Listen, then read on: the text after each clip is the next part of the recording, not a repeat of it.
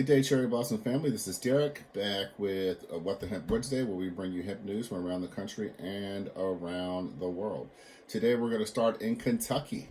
AgTech Scientific Group is selling a state-of-the-art greenhouse outside of Lexington, Kentucky. They have a 151-acre complex, which includes a 1.8 million square foot greenhouse and on the same 10-acre facility, a 50,000 square foot manufacturing and warehouse facility. There's been no asking price for this property as of yet. AgTech, they got into a little financial trouble and was issued a receivership. That is a court-ordered legal maneuver for struggling companies to restructure debt. Apparently, they failed to repay $15 million line of credit to Truist Bank out of North Carolina. With many of the oversupply of hemp in the United States, a lot of hemp manufacturers, producers, retailers are struggling. There's too much hemp out there, too much hemp products. People are selling all kinds of stuff. There's Delta 8. And so we'll keep an eye on that. It was very interesting because Kentucky is a very strong hemp producing state, one of the strongest traditionally, actually, throughout the history of the United States.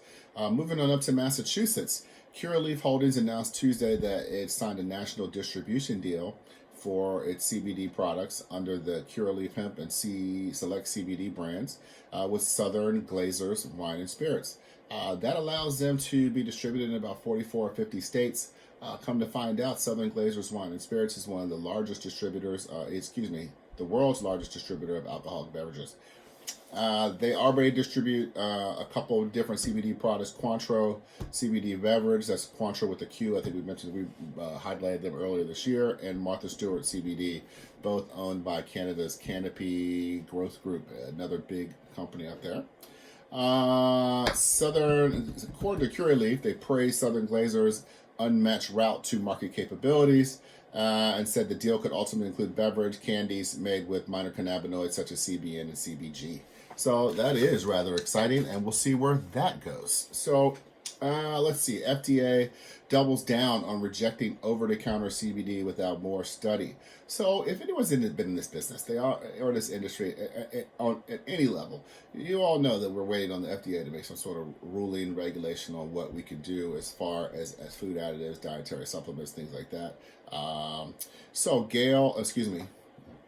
Grail Spies, acting cannabis product committee chair with the U.S. Food and Drug, the FDA, reiterated the agency's position that it needs additional CBD research and safety data before it could be considered for uses beyond prescription drugs like food additives and dietary supplements. So she says, while it's unlawful for CBD to be used as an ingredient in human or animal food as a dietary supplement and to be sold in interstate commerce. She's saying that they want more science, safety profile, quality of CBD, and cannabis-derived products. She's saying that clear answers to many important questions are still lacking, such as what adverse reactions may be associated from CBD or hemp-derived products, and what risks are associated with long-term use of these products. So, wow, that is pretty interesting because everybody, especially all you edible and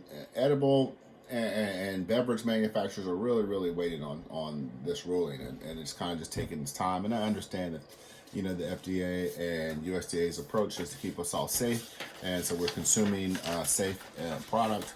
But anytime now, which is just speaking on behalf of the industry. Keeping with the FDA, Biden FDA nominee has positive views on medical cannabis.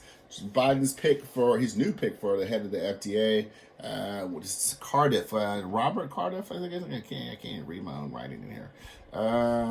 Where is this man's name? Dr. Robert Cardiff previously served as FDA director under Obama for a period of time, and in 2016.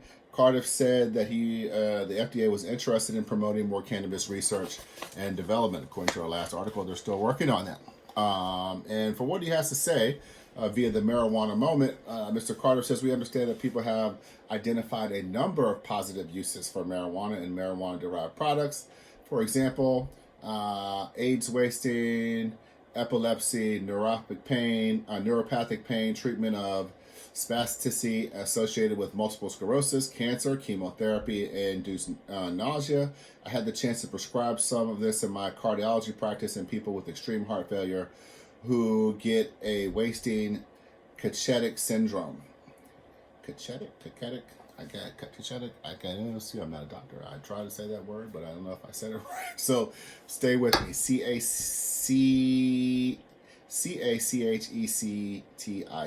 So, and during his speech, he says it may have potential as a medicine given more studies on the plant. So it seems like the FDA is pretty consistent on their messaging, even with their new acting director, or excuse me, not acting director, their new head, that they want more research before they start actually approving things for cannabis.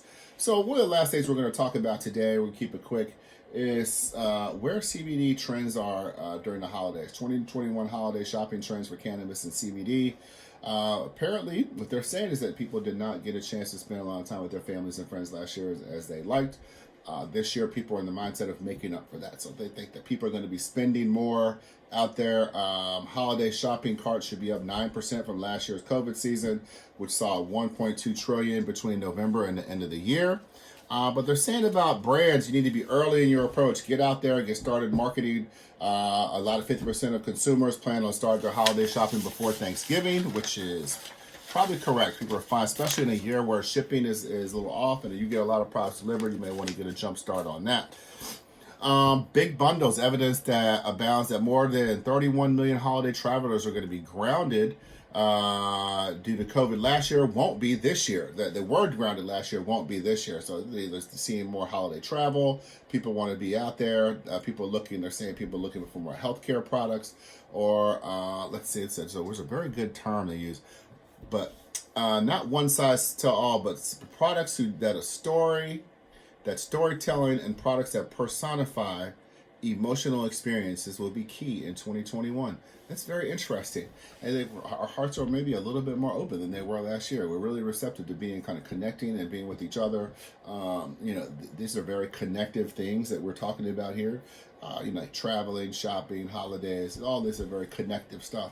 So what are they saying? Skincare, hair care, bath and body products, kind of like personal, I would call it self-help, but or pampering products. But yes, things that are kind of help us feel health-oriented and build emotional connections will win, they're saying, in 2021.